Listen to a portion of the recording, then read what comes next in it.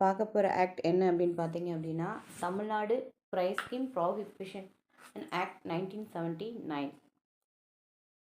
Tamil Nadu prohibition scheme act, அது prize scheme act. சரிங்களா? இதில் மொத்த செக்ஷன் அப்படின்னு பார்த்தோம் அப்படின்னா ஒரு 15 செக்ஷன்ஸ் தான் இருக்குது. ஒரு 15 செக்ஷன் தான் இருக்குது. 1979 வருஷம் ஆக்ட் தமிழ்நாடு பரிசுகள் தடை சட்டம். இந்த ஆக்ட் ஏன் கொண்டு வந்தாங்க, அதோட ஆப்ஜெக்ட் என்ன அப்படின்னு பார்த்தோம் அப்படின்னா, நிறைய ஸ்கீம்ஸ் அப்படின்ற பேரில் வந்துட்டு நிறைய ஸ்கீம்ஸ்ன்ற பேரில் வந்து நடத்திட்டு இருந்தாங்க. அதில் வந்து மக்கள் வந்துட்டு ஏமாந்துட்டு இருந்தாங்க. சரிங்களா? அந்த ஸ்கீமை வந்துட்டு நம்பி ஏமாந்து பணத்தோட இதை வந்துட்டு இழந்துட்டு இருக்கும்போது இந்த மாதிரியான ஸ்கீம்லாம் வந்து இருக்கிறதுனால தானே அவங்க வந்து பண்ணுறாங்க. ஸோ வந்து இந்த பரிசு திட்டங்கள் அப்படின்றத தொடங்குறதுக்கோ நடத்துறதுக்கோ தடை விதிக்கணும். அந்த மாதிரி விஷயங்களை வந்துட்டு இவங்க கொண்டு வரக்கூடாது அப்படின்றதுக்காகவே தமிழ்நாடு அரசு வந்துட்டு 1979 30வது மாநில சட்டப்பேரவையின் மூலமாக வந்துட்டு நமக்கு இந்த ஆக்டை கொண்டு வராங்க. இது கமன்ஸ்மெண்ட் ஆன டேட் அப்படின்னு பார்த்தோம் அப்படின்னா 13/10/1979. சரிங்களா? அப்போ செக்ஷன் 1 வந்து இந்த தமிழ்நாடு பரிசு தடை சட்டம் 1979 தமிழ்நாடு முழுமைக்கும். இது ஒரு தமிழ்நாடு ஆக்ட், ஸ்டேட் ஆக்ட். ஓகேங்களா? ஸோ வந்து ஸ்டேட் ஆக்டு 13/10/1979 நமக்கு நடைமுறைக்கு வந்திருக்குங்க.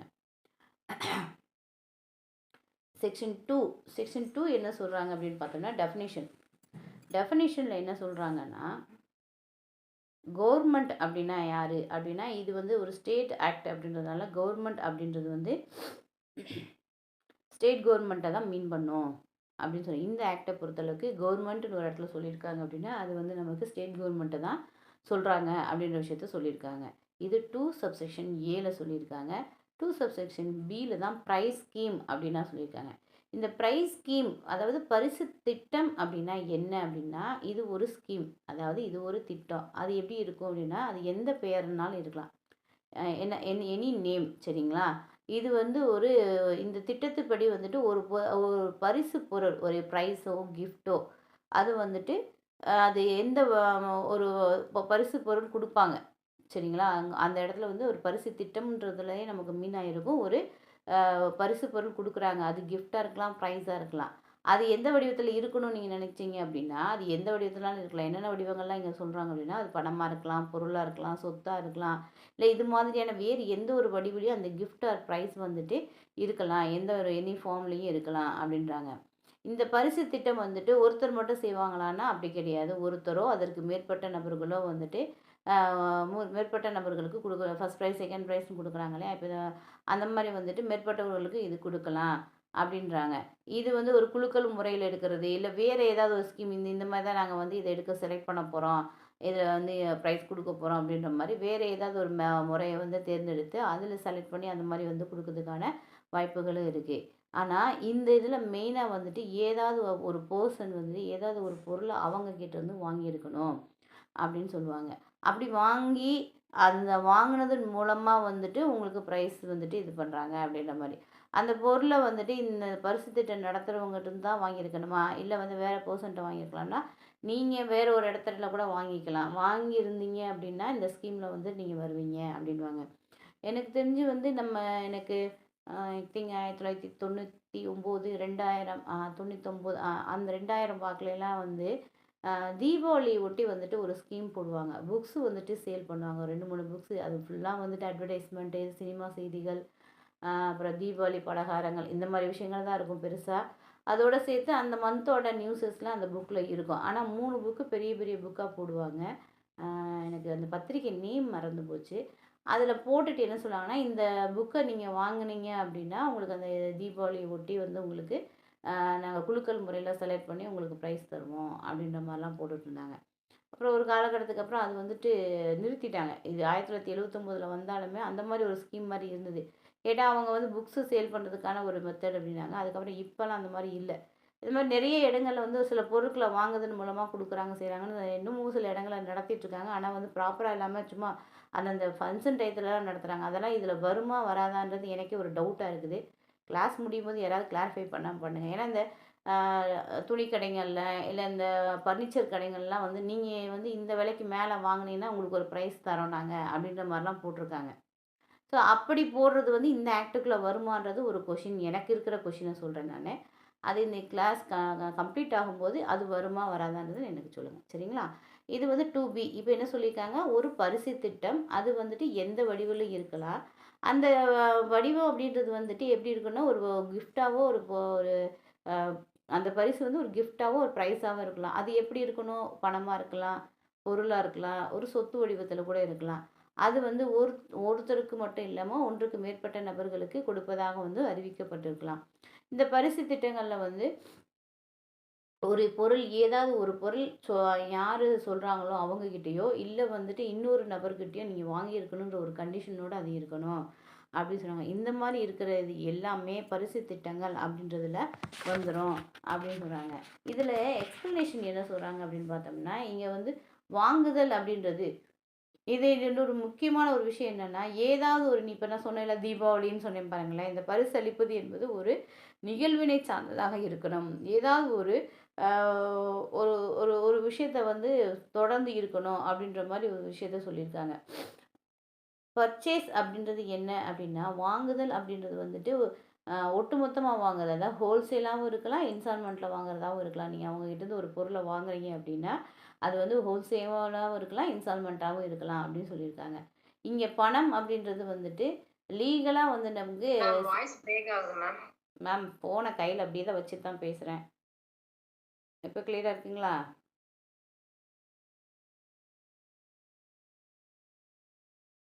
ஹலோ.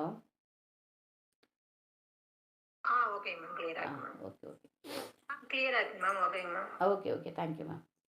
இங்க பணம் அப்படின்றத வந்துட்டு என்ன சொல்றாங்க அப்படின்னா, அது செல்லுபடி ஆகக்கூடிய ஒரு பணமா இருக்கணும். லீகலா வந்துட்டு அது வந்து நமக்கு யூஸ் பண்ணக்கூடிய இருக்கக்கூடிய ஒரு பணமா இருக்கணும். அந்த லீகல் அப்படின்றது நம்ம என்னென்னலாம் வரும்னு பார்த்தீங்கன்னா, செக்கா இருக்கலாம், டிமாண்ட் டிராஃப்ட்டா இருக்கலாம், மணி ஆர்டரா இருக்கலாம். காசோலையாகவோ, கேட்பு வரைவோலையாகவோ, மணி ஆர்டர் வடிவத்திலேயோ வந்து இருக்கலாம் அப்படின்னு சொல்றாங்க. இப்போ நம்ம பரிசு ஸ்கீம்னா அதாவது ஸ்கீம்னா என்னன்னு பார்த்துட்டோம். பரிசு திட்டம்னா என்னன்னு பார்த்துட்டோம். அதில வாங்குதல் பர்ச்சேஸ்ன்னு ஒரு விஷயத்த பார்க்கும்போது, அதுக்கான இத வந்து எக்ஸ்ப்ளனேஷன்ல குடுத்துருக்காங்க. மணி அப்படின்றதுக்கான எக்ஸ்ப்ளனேஷனும் 2Bல வந்து சொல்லியிருக்காங்க. செக்ஷன் 3 வந்துட்டு எனாபிலிங் செக்ஷன் தான். என்ன சொல்றாங்க? இப்ப ப்ராஹிபிஷன் ஆஃப் பிரைஸ் ஸ்கீம். எந்த ஒரு நபரும் இந்த சட்டத்தில் சொல்லியபடியான பரிசு திட்டத்தை நடத்தக்கூடாது அப்படின்னு சொல்லியிருக்காங்க. சரிங்களா? இது வந்துட்டு நமக்கு வந்து இந்த ஆக்ட் படி இதில் சொல்லப்பட்டபடி எந்த ஒரு பரிசு திட்டத்தையும் நீங்கள் நடத்தக்கூடாதுன்னு சொல்லி ஒரு தடை விதிப்பதற்கான ஒரு பிரிவாக தான் செக்ஷன் 3 இருக்குது. செக்ஷன் 4 என்ன சொல்கிறாங்க அப்படின்னு பார்த்தீங்கன்னா, செக்ஷன் 3ல வந்துட்டு இந்த மாதிரி பரிசு திட்டங்கள்லாம் நடத்தக்கூடாது, தொடங்கக்கூடாதுன்னு சொல்லியிருக்காங்க இல்லையா? அதை மீறி நீங்கள் வந்து நடத்துகிறீங்க அப்படின்னா 3 இயர்ஸ் வரைக்கும் ரிகரஸ் பனிஷ்மெண்ட் கொடுக்குறாங்க. கடும் சிறை தண்டனை கொடுக்குறாங்க. இப்போ 3 வருஷம் கடும் சிறை தண்டனைன்னா 3 வருஷம் வரைக்கும் கிடையாது. அது வந்து 3 மாதங்களுக்கு குறையாமல் இருக்கணும் அப்படின்றதையும் ப்ரொவைடரில் கொடுத்துருக்காங்க. அந்த கடும் சிறை தண்டனை அப்படின்றது வந்து 3 மாதங்களுக்கு குறையாமல் இருக்கணும் அப்படின்றாங்க. அப்போ வந்து நம்ம ரிகரஸ்ன்றது 3 மாதம் வரைக்கும், அதுக்கு மேலே வந்து 3 வருஷம் வரைக்கும் உங்களுக்கு பனிஷ்மெண்ட் கொடுக்கலாம் அப்படின்றது தான் செக்ஷன் 4. இந்த ஆக்டில் முழுமையாகவே இந்த இதுதான் வரும். அடுத்த செக்ஷன்லையுமே வந்துட்டு பீனலாக நமக்கு இதை தான் பார்ப்போம். செக்ஷன் 5 என்ன சொல்கிறாங்கன்னா, penalty for other offence in connection with prize scheme. Penalty for other offence in connection with prize scheme. பரிசு திட்டங்கள் தொடர்பாக செய்யப்படும் பிற குற்றங்களுக்கான தண்டனைகள் அப்படின்றாங்க. இது பிற குற்றங்களுக்கான தண்டனைகள் அப்படின்னா, எந்த ஒரு நபராலும் இந்த ஸ்கீமை வந்துட்டு இந்த ப்ரைஸ் ஸ்கீமை வந்துட்டு நடத்துகிறாங்க, இல்லை வந்துட்டு அதை வந்து தொடங்குற நோக்கத்தோடு இருக்காங்க, இந்த ஆக்டில் சொல்லப்பட்ட விதிகளை மீறி வந்து அவங்க செய்யறதுக்கு முயற்சி பண்ணிட்டு இருக்காங்க அப்படின்றபோது, அது எப்படி வந்துட்டு சொல்கிறாங்க அப்படின்னா, இந்த பரிசு திட்டம் தொடங்குவதற்கான ஒரு டிக்கெட்டோ, கூப்பனோ இல்லை வேறு ஏதாவது ஒரு ஆவணங்களை வந்துட்டு பிரிண்ட் பண்ணுறது, அதை வந்து வெளியிடுறது, சரிங்களா? அச்சிடுறது இல்லாட்டி வெளியிடுறது. அதுக்கும் வந்துட்டு சேம் பண்ணி இதில் சொல்லப்பட்ட எல்லாத்தையுமே நமக்கு சொன்ன மாதிரி 3 இயர்ஸ் பனிஷ்மெண்ட்டு, ரிகரஸ் பனிஷ்மெண்ட்டுன்றது 3 மந்த்ஸுக்கு குறையில்லாமல் இருக்கணும் அப்படின்றத சொல்லியிருக்காங்க. அப்படி வந்து நீங்கள் வந்து டிக்கெட் கூப்பன் இதெல்லாம் வந்துட்டு வெளியிடுறீங்க அப்படின்னாலோ, அதை வந்து பயன்படுத்துகிறாங்க. அது சீட்டு சொல்கிறத அந்த டிக்கெட்டை வந்துட்டு யூஸ் பண்ணிக்கிறாங்க. எதுக்காக? அதை வந்து ஒரு விற்பனை பண்ணுறாங்க. இந்த மாதிரி ப்ரைஸ் கம்மி இருக்குது, செய்யுதுன்னு சொல்லிட்டு சேல் பண்ணுறாங்க. இல்லை வந்து அட்வர்டைஸ்மெண்ட் பண்ணுறாங்கன்னா, இல்லை அவரோட பொசிஷனில் அவர் வச்சிருக்காரு அப்படின்னாலுமே. அதே மாதிரி இது சம்பந்தமான அட்வர்டைஸ்மெண்ட்டை வந்து அதாவது ப்ரைஸ் ஸ்கீம் இல்லை, ப்ரைஸ் ஸ்கீம் கொடுக்க போகிறோன்ற ஒரு அட்வர்டைஸ்மெண்ட்டை வந்து பிரிண்ட் போடுறது, இந்த மாதிரியான விஷயங்களை வந்து செஞ்சிட்ருக்காங்க. அந்த ஸ்கீமை வந்து வெளிப்படுத்தணும், அந்த அந்த ஸ்கீம், அந்த நம்ம ப்ரைஸ் ஸ்கீமை பற்றின தகவல்களை வந்துட்டு நம்ம வெளிப்படுத்துறதுக்காக செய்யக்கூடிய எல்லா விஷயங்களுமே வந்துட்டு இங்கே வந்து இந்த ஆக்டை மீறி செய்யக்கூடிய ஒரு விஷயமா தான் இங்கே கருதுகிறாங்க. சரிங்களா? அப்படி செய்யக்கூடிய எல்லாருக்குமே 3 ஆண்டுகள் வரை சிறை தண்டனை, கடும் சிறை தண்டனை தான் சொல்லியிருக்காங்க. அந்த கடும் சிறை தண்டனை ரிகரஸ்ன்றது 3 மந்த்துக்கு நாட் லெஸ் தென் 3 மந்த்ஸ் அப்படின்ற மாதிரி நமக்கு சொல்லியிருக்காங்க. இது வந்து செக்ஷன் 4. அப்போ மீறி நடந்தா அப்படின்றது வந்துட்டு 4ல் சொல்லியிருக்காங்க. 5ல் வந்துட்டு இது சம்மந்தமான எந்த ஒரு விஷயத்தையும் நீங்கள் அட்வர்டைஸ்மெண்ட் பண்ணுறீங்க, பிரிண்ட் பண்ணுறீங்க, இல்லை வந்து சேல் பண்ணுறீங்க, பொசிஷனில் வச்சுருக்கீங்க, இல்லை வந்து மற்றவங்கள வந்து இதை மாதிரி ஒரு விஷயங்களை செய்யுங்கன்னு சொல்லி நீங்கள் தூண்டி விடுறீங்க, அதுக்காக வந்து அவங்கள வந்து யூஸ் பண்ணிக்கிறீங்க, அந்த மாதிரி எந்த ஒரு விஷயம் நடந்தாலும் செக்ஷன் 5 வந்து பனிஷ்மெண்ட் கொடுக்குற செக்ஷனாக இருக்குது. செக்ஷன் 6 என்ன சொல்கிறாங்கன்னா, பனிஷ்மெண்ட் ஃபார் அப்பேட்டர்ஸ். செக்ஷன் 4க்கும் 5லையும் சொல்லப்பட்ட விஷயங்களுக்கு உடந்தையாக இருந்தாங்க அப்படின்னா அந்த அஃபென்ஸை அவங்களும் பண்ணதாக வந்துட்டு ப்ரெசம்ஷன் எடுத்துக்கலாம். அதுதான் வந்து இதில் சொல்லப்பட்ட விஷயங்கள். ப்ரொவைடில் வந்து பனிஷ்மெண்ட் அதில் என்ன ப்ரொவைட் பண்ணியிருக்காங்களோ அதே பனிஷ்மெண்ட்டு தான். செக்ஷன் 4ல் என்ன குற்றத்துக்காக சொல்கிறாங்களோ அது உடந்தையாக இருந்தாங்கன்னா அந்த அஃபென்ஸை இவங்க பண்ணதாகவே சொல்லலாம் அப்படின்னு சொல்லியிருக்காங்க. 7 வந்துட்டு offence by company. Offence by company அப்படின்றது என்னென்னா, ஒரு நிறுவனம், ஒரு கம்பெனி வந்துட்டு இந்த மாதிரி ஒரு விஷயத்த வந்து பண்ணுறாங்க. என்னென்னா, இந்த மாதிரி ஒரு ப்ரைஸ் ஸ்கீமை வந்துட்டு சட்டத்துக்கு விரோதமாக வந்து செயல்படுத்துகிறாங்க அப்படின்னா, அந்த சமயம் இந்த விஷயம் நடக்கிற சமயம் அந்த கம்பெனியோட டே டு டே ஆஃபீஸர் யாரோ அவர், அவங்களோட டைரக்டரு, அவங்களோட பார்ட்னரு, அங்கே இருக்கக்கூடிய ஒவ்வொரு நபருமே எவரி ஒன் பர்சன் வந்துட்டு இதுக்கு ரெஸ்பான்சிபிலிட்டி தான். ஸோ வந்து அவங்க மேலே எல்லார் மேலேயுமே வந்துட்டு நம்ம கேஸ் ஃபைல் பண்ணிடலாம், தண்டிக்கப்படக்கூடிய ஒரு குற்றவாளி அப்படின்னு வந்து அவங்கள சொல்லலான்றாங்க. அப்போ அவங்க என்ன பண்ணுறாங்கன்னா, இப்போ வந்து day to day officer okay இருக்கட்டும், இல்லை வந்து ஒரு டைரக்டர், ஒன் ஆஃப் த டைரக்டராக இருக்கலாம். அவங்க என்ன சொல்லுவாங்கன்னா, இது வந்து எனக்கு தெரியாமல் நடந்த ஒரு விஷயம், இந்த அஃபென்ஸ் வந்து நடக்கக்கூடாதுன்றதுக்காக நான் தடுப்பு நடவடிக்கைகள் நிறையா வந்து ப்ரிவெண்ட்டாக வந்து பண்ணியிருந்தேன். அதெல்லாம் மீறி என்னோட கவனத்தையும் மீறி இந்த விஷயம் நடந்திருக்கு அப்படின்னு சொல்லி அவர் ப்ரூவ் பண்ணுறாரு அப்படின்னா அவருக்கு வந்துட்டு இதில் தண்டனை வராது. அப்படி இல்லாத பட்சத்தில் வந்து அவரும் வந்து இருந்து தான் பண்ணியிருக்காங்க, அவங்களுக்கு தெரிஞ்சு தான் பண்ணியிருக்காங்க, இந்த குற்றத்துக்கு அவங்க உடந்தையாக தான் இருந்திருக்காங்க. ஸோ வந்து அவங்க எல்லாருமே வந்துடுவாங்க. இது இயக்குனர், மேலாளர், செயலாளர், மற்ற பிற அதிகாரிகள் எல்லாரோட கன்சென்ட்டோட டைரக்ட் கன்சென்ட்டோ இல்லை வந்து இன்டைரக்டாவோ அவங்க கன்சென்ட் இருந்திருக்கு அப்படின்னு சொல்லி தான் வந்துட்டு எடுத்துக்குவாங்க. அவங்க நெக்லிகெண்ட்டாக பண்ணியிருந்தாலும் கூட அவங்க வந்து அதை வந்து அவங்க ப்ரூவ் பண்ணணும். எங்களோட கவனத்தை மீறி நடந்திருக்கு, செஞ்சுருக்குன்ற விஷயத்தவோ, இல்லை நான் வந்து இதாக வந்து நிறைய தடுப்பு நடவடிக்கைகள் எடுத்துமே வந்து இந்த விஷயம் நடந்திருக்கு அப்படின்றத அவங்க சொன்னால் ஒழிய இது வந்துட்டு அவங்களுக்கு எதிராக தான் இருக்கும் அப்படின்றாங்க. இங்கே கம்பெனி அப்படின்றது வந்துட்டு பலர் சேர்ந்த ஒரு அமைப்பாக இருக்கணும்னு இல்லை, ஒரே ஒரு ஆள் இருந்தால் கூட அது கம்பெனி அப்படின்றதுல வந்துடும் அப்படின்றத வந்து இங்கே மீன் பண்ணியிருக்காங்க. அதே மாதிரி இந்த டைரக்டர் அப்படின்றதுமே வந்துட்டு ஒரு கூட்டு ஒரு ஒரு ஃபோமில் வந்துட்டு இருக்கக்கூடிய ஒரு பார்ட்னர்ஸ் எல்லாம் இருக்காங்க அப்படின்னா அவங்க ஒவ்வொருத்தருமே வந்துட்டு இதில் வந்துடுவாங்க அப்படின்றது சொல்லியிருக்காங்க. நிறுவனம் அப்படின்றது வந்து நம்ம கம்பெனி ஆக்டில் சொல்லப்பட்ட எல்லா என்ன மீனில் சொல்லியிருக்காங்களோ அது எல்லாமே கம்பெனி அப்படின்றதுல வந்துடும் அப்படின்றது சொல்கிறது தான் செக்ஷன் 7. அப்போ அஃபென்ஸ் பை கம்பெனின்றது செக்ஷன் 7ல் சொல்லியிருக்காங்க.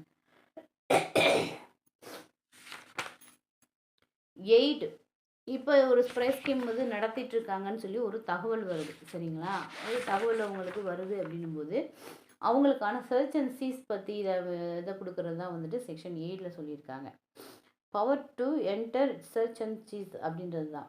இது வந்து யாருக்கு இருக்குது அப்படின்னு பார்த்தோம் அப்படின்னா, எந்த ஒரு அதிகாரிக்கு இருக்குது அப்படின்னு பார்த்தீங்கன்னா, not below the rank of in charge of the police station. காவல் நிலைய பொறுப்பு அதிகாரிக்கு குறையாத ஒரு காவல் அதிகாரியாக இருக்கணும் அப்படின்னு சொல்லியிருக்காங்க. In charge of the police station அப்படின்றதுக்கு குறையாக இல்லாத ஒரு அதிகாரியாக வந்து இவங்க இருக்கணும் அப்படின்னு சொல்லியிருக்காங்க. இங்கே வந்துட்டு அவங்களுக்கு தேவையான அளவு வந்து ஒரு ஃபோர்ஸை வந்து நீங்கள் பயன்படுத்திக்கலாம். அது நைட்டோ இல்லை டேவோ, இல்லை நீங்கள் நைட்டில் தான் போகணும், டேயில் தான் போகணும் அப்படின்றதெல்லாம் தேவையில்லை. நீங்கள் எப்போ வேணாலும், என்ன சில நேரங்களில் எமர்ஜென்ட்டாக ஒரு விஷயத்த பண்ணிகிட்ருக்காங்க அப்படின்போது இமிடியட்டாக போய் நம்ம அதை வந்து தடுத்து நிறுத்தணும் அப்படின்னா அந்த நேரங்கள்ல நைட்டு வந்து போகக்கூடாது அப்படின்னு பார்க்க முடியாது இல்லைங்களா? அதனால எந்த ஒரு நேரத்துலயும், எந்த இடத்துலயும் இவங்க வந்து சோதனையிடுறதுக்கான அதிகாரம் அவங்களுக்கு இருக்குது. அது வந்து எந்த இடத்துல என்ட்ரு ஆகணுன்றது கிடையாது. சோதனையிடணும், அந்த நபர்களையும் சோதனையிடலாம். இடமா இருக்கலாம், இல்ல அந்த பெர்சன்ட்ட தான் அது இருக்குதுன்னா, அந்த பெர்சன வந்துட்டு நம்ம சர்ச் பண்ணலாம். ஒருவேள அவங்க வந்துட்டு அஃபென்ஸ் பண்ணியிருக்காங்க, இந்த மாரி ஒரு விஷயத்த செஞ்சிருக்காங்க அப்படின்னா, இமிடியேட்டா அரெஸ்ட் பண்றதுக்கும், அந்த அவங்க கைவசம் இருக்கக்கூடிய பொருட்கள சீஸ் பண்ணுறதுக்கான அதிகாரமும் அவங்களுக்கு இருக்கு. அதுக்கப்புறம் அவங்க வந்து அவங்க கோர்ட்ல வந்து அவங்கள ஆஜர்படுத்திருவாங்க. இந்த இதில வந்துட்டு நம்ம என்டர் பண்ணுறதுக்கு செய்றதுக்கு வந்துட்டு எந்த நடைமுறைய நம்ம பின்பற்றணும் அப்படின்னா, நமக்கு சிஆர்பிசில இதில வந்துட்டு 100 இப்போ வந்து பிஎன்எஸ்எஸ்ல வந்து 103 வருங்க. அதில சொல்லப்பட்ட ஒரு இடத்துல வந்து சர்ச் பண்ணணும் அப்படின்னா, என்ன நடைமுறைய நம்ம பின்பற்றுவோமோ, அது எல்லாமே இதில வந்து நீங்க ஃபாலோ பண்ணணும் அப்படின்ற விஷயத்தையும் சொல்லியிருக்காங்க. இது வந்து செக்ஷன் 8. 9 வந்துட்டு ஃபர்ஃபிச்சர் 9ல என்ன சொல்றாங்கன்னா, forfeiture of newspaper publication containing the prize scheme அப்படின்னு இருக்காங்க. இப்ப அந்த குற்றம் தொடர்பான ஒரு ஆவணம் வந்து இல்ல பொருட்கள் வந்து நீங்க பறிமுதல் செய்யணும் அப்படின்னா, அதுக்கான அதிகாரமும் இதுல இருக்கு. அது நியூஸ் பேப்பரா இருக்கலாம், அந்த பப்ளிகேஷன் பண்ணக்கூடிய அந்த இதுல இருக்கக்கூடியத வந்து பண்ணலாம் அப்படின்றாங்க. அதுக்கு வந்துட்டு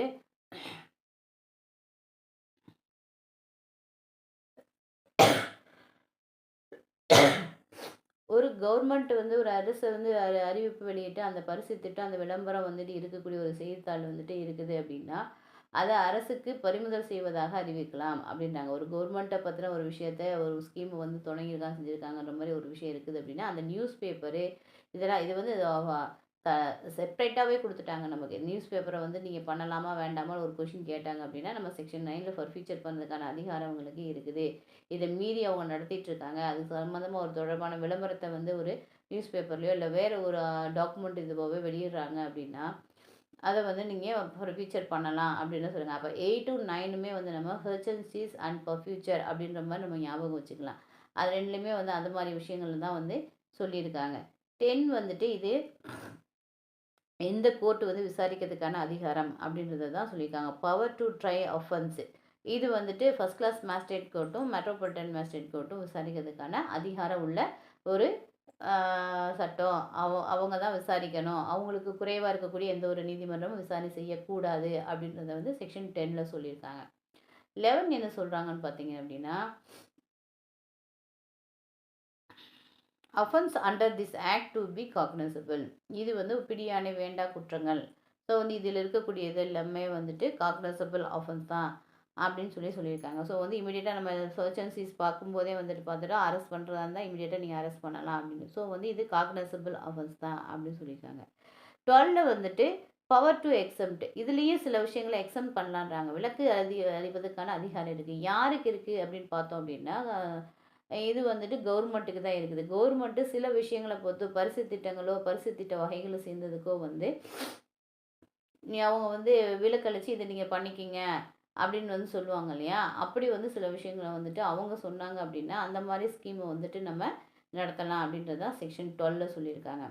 13 வந்துட்டு ரூல் மேக்கிங். ரூல் மேக்கிங் இது ஸ்டேட் கவர்மெண்ட் அப்படின்றனால, இதில வந்துட்டு ஏதாவது விதிகள உருவாக்கணும் அப்படின்னா வந்துட்டு மாநில அரசாங்கம் தான் உருவாக்குவாங்க. சட்டசபை கூடும்போது 2 அவைகளையும் வச்சு அவங்க கிட்ட வந்துட்டு பர்மிஷன் வாங்கிட்டு, அதுக்கு அப்புறம் வந்து நமக்கு ஒரு டேட் ஃபிக்ஸ் பண்ணி நோட்டிஃபிகேஷன் மூலமா வந்துட்டு இதில ஏதாவது சேஞ்சஸ் இருந்தது அப்படின்னா, அதில போடுவாங்க. இல்ல கேன்சலேஷன் இருந்ததுனாலும் சரி, இல்ல வந்து கூடுதலா வந்து நமக்கு இம்ப்ளீட் பண்ணுறாங்கன்னாலும் அதில வந்து போடுவாங்க அப்படின்ற விஷயத்த சொல்லியிருக்குது செக்ஷன் 13.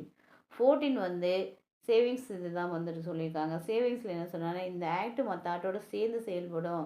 எந்த ஆக்ட்டுக்கும் பாதிப்பு ஏற்படுத்தாது. இதுதான் மேலோங்கி நிக்கும் அப்படின்ற மாரி இல்லல. எதையும் பாதிக்காது. சேர்ந்து செயல்படும் அப்படின்னு சொல்லியிருக்காங்க. 15 வந்து அவசர சட்டம் நீக்கப்பட்டது. ஏற்கனவே எழுதப்பட்ட அந்த அவசர சட்டம் நீக்கப்பட்டது. நீக்கம் செய்யும்போது இருந்த குற்றங்களுக்கு அந்த அதில சொல்லப்பட்ட அதே பனிஷ்மெண்ட் தான் இருக்கும் அப்படின்ற விஷயத்தையும் சொல்லியிருந்தா செக்ஷன் 15ல சொல்லியிருக்காங்க. செக்ஷன் 1 வந்துட்டு டெஃபனிஷன் செக்ஷன் 1 வந்து ஹோல் தமிழ்நாடுக்கும் பொருந்தும். 13/10/1979 வருஷம் வந்து இது நடைமுறைக்கு வந்தது. செக்ஷன் 2 2ஏல வந்துட்டு கவர்மெண்ட்னா என்னன்னு சொல்றாங்க. 2பில வந்து பிரைஸ் ஸ்கீம்னா என்னன்னு சொல்றாங்க. 3 வந்துட்டு இந்த எனாபிலிங் செக்ஷன் ஞாபகம் வச்சுக்கோங்க. இது வந்து இந்த சட்டத்தை மீறி நீங்க எந்த ஒரு ஸ்கீமையும் வந்து நடத்தவோ தொடங்கவோ கூடாது அப்படின்னு சொல்லியிருக்காங்க. 4ல வந்து நீங்கள் 3ய மீறும்போது 3 ஆண்டுகள் வரை சிறை தண்டனை இருக்கணும். கடும் சிறை தண்டனைன்னு போட்டிருக்காங்க. அந்த கடும் ரிகரஸ் அப்படின்றது நாட் லெஸ் தென் 3 மந்த்ஸாக இருக்கணும் அப்படின்றது. செக்ஷன் 5ல வந்துட்டு அந்த இது ஐஸ் ஸ்கீம் சம்மந்தமான விஷயங்கள வந்து நீங்கள் பிரிண்ட் பண்ணுறீங்க, இல்லை பப்ளிஷ் பண்ணுறீங்க, சேல் பண்ணுறீங்க, பொசஷனில் வச்சுருக்கீங்க, இல்லை இது சம்மந்தமாக இன்னொருத்தரை தூண்டி விட்டு அவரை செய்ய வைக்கிறீங்க, ஏதோ ஒரு விஷயத்த வந்து இது இது தொடர்பான விஷயங்களை நீங்கள் செய்கிறீங்க அப்படின்னாலும் சேம் பனிஷ்மெண்ட்டு தான். 5ல 6ல வந்துட்டு இதுக்கு நீங்கள் உடந்தையாக இருக்கீங்க அப்படின்னா, அதாவது 4க்கும் 5க்கும் உடந்தையாக இருக்கீங்கன்னா அதுக்கு இருக்க பனிஷ்மெண்ட்டு அப்படியே கொடுப்பாங்க அப்படின்ற விஷயத்த சொல்லியிருக்காங்க. 7ல வந்துட்டு ஒரு நிறுவனம், ஒரு கம்பெனி வந்துட்டு இந்த அஃபென்ஸை பண்ணால் என்ன மாதிரியான நடவடிக்கைகள் எடுக்கணும் அப்படின்றத சொல்லியிருக்காங்க. 8ல வந்துட்டு ஒரு இடத்துல என்ட்ரு ஆகுறதுக்கும், சர்ச் பண்ணுறதுக்கும், சீஸ் பண்ணுறதுக்கான அதிகாரம் வந்துட்டு இன்சார்ஜ் ஆஃப் த போலீஸ் ஆஃபீஸருக்கு இருக்குது. அவருக்கு நடைமுறை வந்து செக்ஷன் 100 ஆஃப் சிஆர்பிசி 103 ஆஃப் பிஎன்எஸ்எஸ்ஸின் படி வந்துட்டு எல்லா அதிகாரமும் அவங்களுக்கு இருக்குன்றத சொல்லியிருக்காங்க. 9ல ஒரு நியூஸ் பேப்பரில் இருக்குது வருது அப்படின்னா அதை வந்து ஃபீச்சர் பண்ணுறதுக்கான முழு அதிகாரமும் இருக்குது அப்படின்றத வந்து 9ல சொல்லியிருக்காங்க. 10 வந்துட்டு இது வந்துட்டு ஒரு ஜேஎம் கோர்ட்லேயும் எம்எம் கோர்ட்லேயும் விசாரிக்காத அதிகாரம். இங்கே இருக்கக்கூடிய வழக்குகள் அனைத்துமே காக்னசபிள் அஃபென்ஸாக இருக்குது. கவர்மெண்ட் நினச்சது அது வந்துட்டு 11ல் சொல்கிறாங்க. 12 கவர்மெண்ட் வந்து எக்ஸம்ட் பண்ணலாம் சில விஷயங்களை பொறுத்து. ஸ்கீம் நடத்துறதுக்கு அனுமதி கொடுக்கலாம் அப்படின்றது வந்து 12ல் சொல்லியிருக்காங்க. 13 வந்து ரூல் மேக்கிங், 14 வந்து சேவிங்ஸ் கிளாஸ், 15 வந்துட்டு ரிப்பீட். இதுதான் இந்த ஆக்ட்டுங்க. இதில் கூடுதல் ஏதாவது விவரங்கள் சொல்லணும் அப்படின்னா சொல்லுங்கள். கமெண்ட்ஸில் வந்து நீங்கள் சொல்லுங்கள். தொடர்ந்து நம்ம சேனலில் வந்து ஏபிபி அண்ட் டிஜே எக்ஸாமுக்கான மைனர் ஆக்ட்டு தான் வந்து கண்டினியூவாக போடலான்னு இருக்கோம். ஸோ வந்து இந்த சேனலை நீங்கள் சப்ஸ்கிரைப் பண்ணிங்கன்னா உடனுக்குடனே உங்களுக்கான நோட்டிஃபிகேஷன் உங்களுக்கு கிடைக்கும். தேங்க்யூ.